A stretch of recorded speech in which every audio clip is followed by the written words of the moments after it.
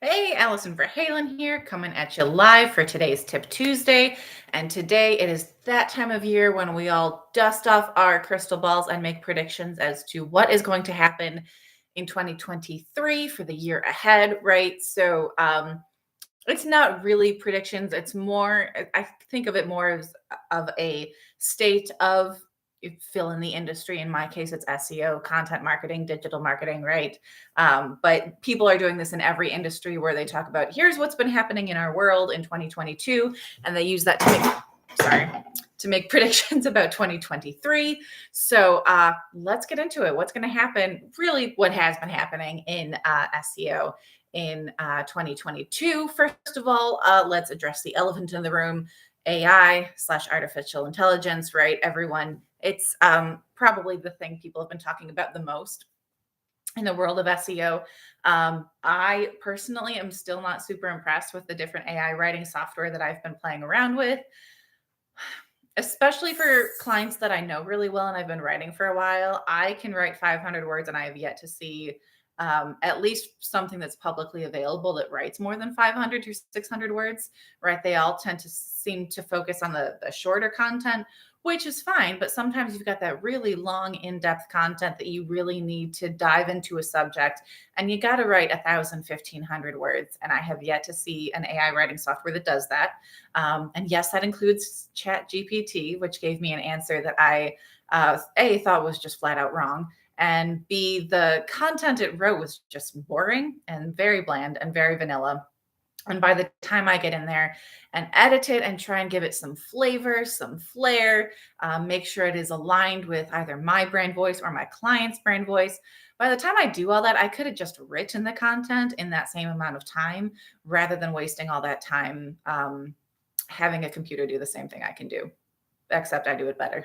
That being said, there are a lot of people who are in love with Chat GPT. So maybe I'm just not using it right. I don't know. Maybe I need to go back and play with it some more. I do think there are going to be a lot of people using. Who says I'm thinking? I know there are going to be a lot of people who are going to be using Chat GPT and other AI writing software to write tons of content. They're going to put it out on the internet without editing or doing a whole lot on the human side, which is a huge mistake. If you do use AI writing software, don't forget the human element, right? You got to have a real live human tell the AI software what to do.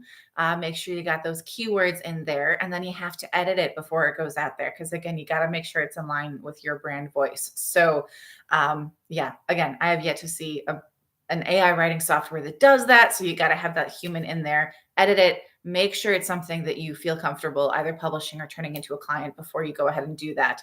I do think that, again, as much attention as has been paid to AI writing software, I think it is worth noting that AI can also analyze tons of data, because one of the problems with SEO is that there's tons of data and there's more and more every day.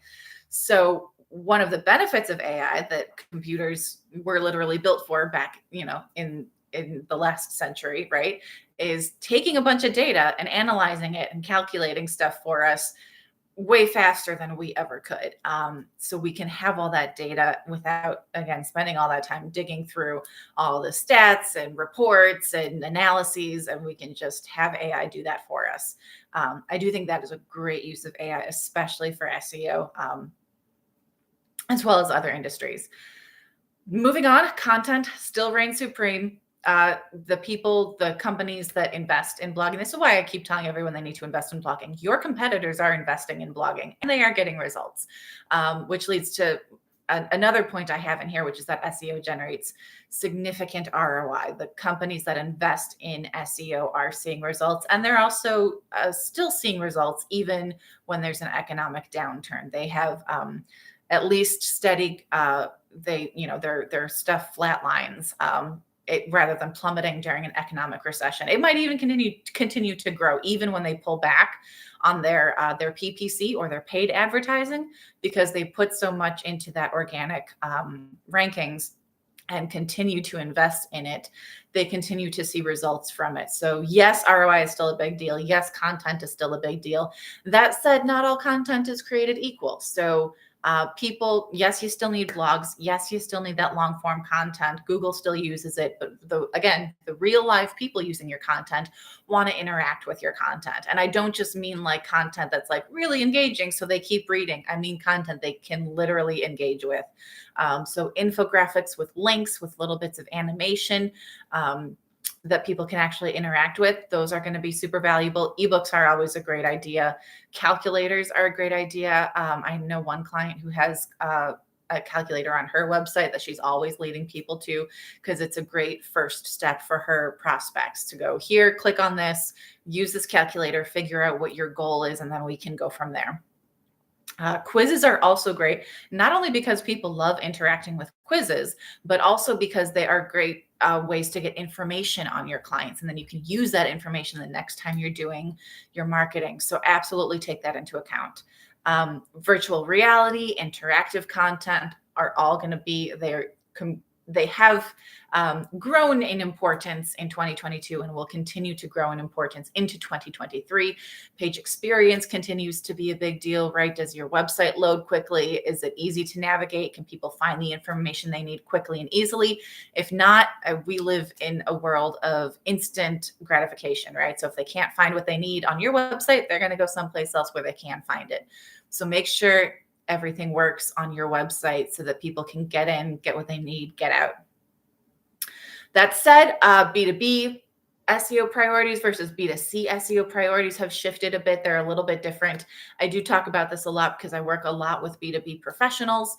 I also work a lot with professional service providers. So those attorneys and financial planners that are technically B2C, but I tend to lump them in with B2B because they have a lot of those same challenges. They need to establish themselves as an expert. They need to convince people they really know what they're talking about. They tend to have a longer buyer journey.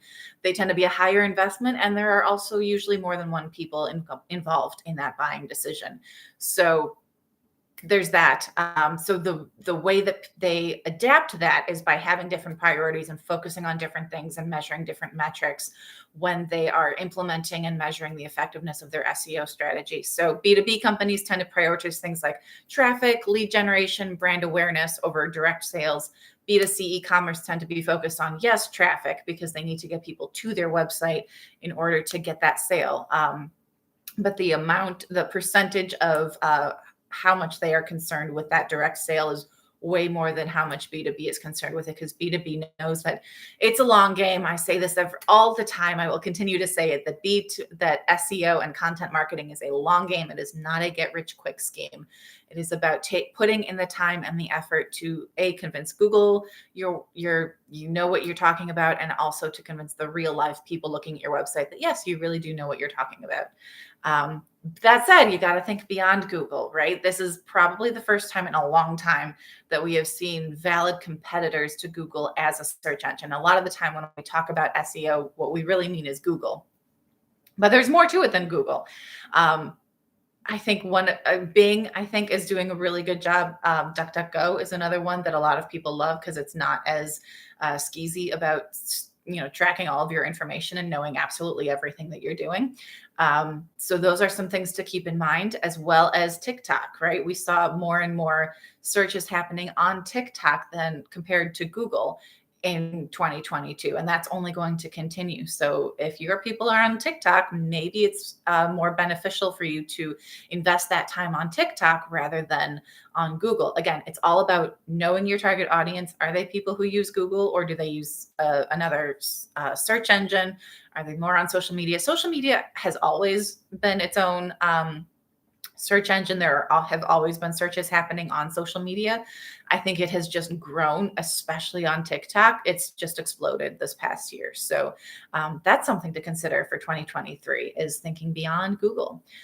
The other thing Google is trying to do is Google is trying to figure out what you want before you want it, which has led to some frustration because it is a new technology and they don't always get it right.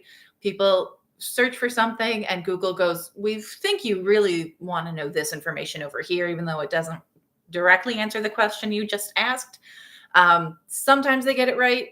I think more often than not these days they're getting it wrong. But again, it's new technology. They're still working out the kinks. So what that means for your SEO strategy is that you might want to take a look at some of those keywords you're targeting and see, is Google generating content, not generating content, but is it ranking content that uses those keywords that people are using? Or is it ranking content that is using similar keywords that are related to that, but are not quite answering that question that people are asking? So it's a little screwy because Google is all about, tell people what they, give them the answers to the questions that they're asking, and you should be good to go. But Google is not giving them the answers to the questions they're asking. This is why every time you have a piece of content, you should have your target keyword, but also look at those related keywords and make sure you have those related keywords throughout your content as well. That will help switch it up and make sure you're not keyword stuffing, but that can also help you with this kind of predictive analytics that Google is trying to get into. And maybe it won't work out. So we'll see. The other thing about this is that Google, I'm sure, we already know that Google uses personalized search histories to look at what people are doing to decide what content to show people.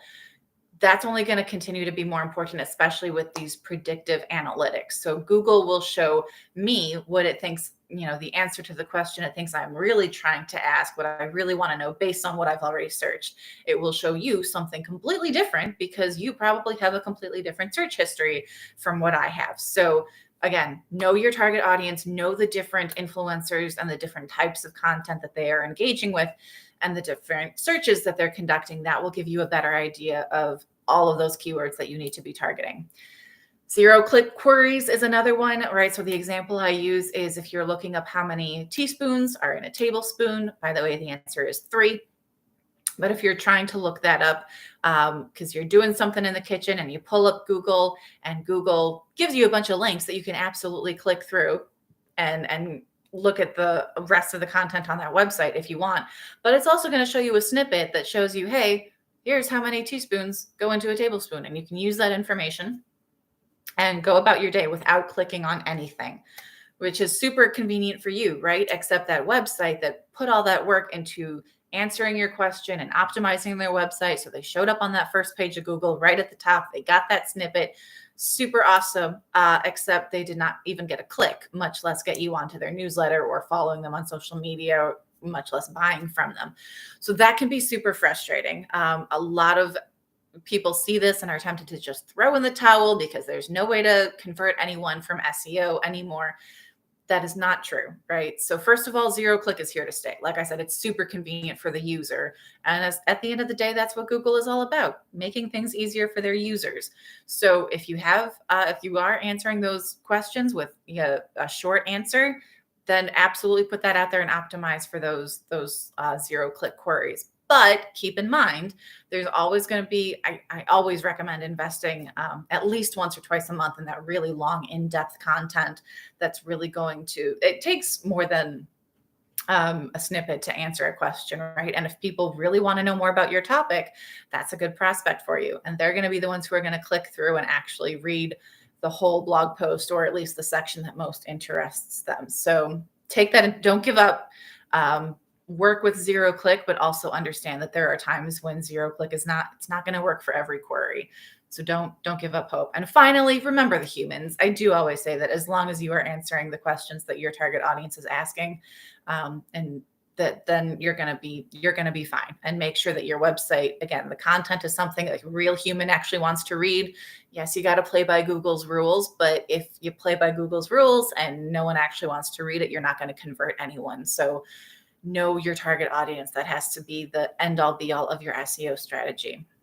And that is it. If you have any other questions, you know where to find me. I'm over at my website, AV, as in my initials, Allison Verhalen. That is AV Writing Services. There is also a link to my latest blog post in the description of this video. So you can just hop over there. You can read more about this if you want to go a little more in depth. I did kind of give you an overview, and I skipped one or two sections in the interest of time because I have to head off to a meeting. So like I said, you can find me at AV Writing Services. You can reach out to me directly at info@avwritingservices.com. Have a great week and happy blogging.